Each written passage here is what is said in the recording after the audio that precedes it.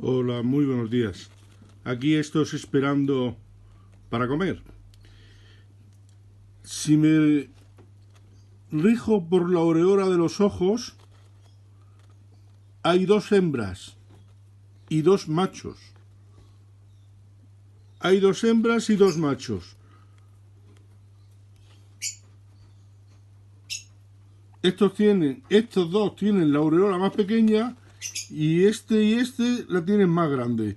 Y si me rijo por eso, hay dos machos y dos hembras. Bueno, pues vamos a comer, que tienen hambre.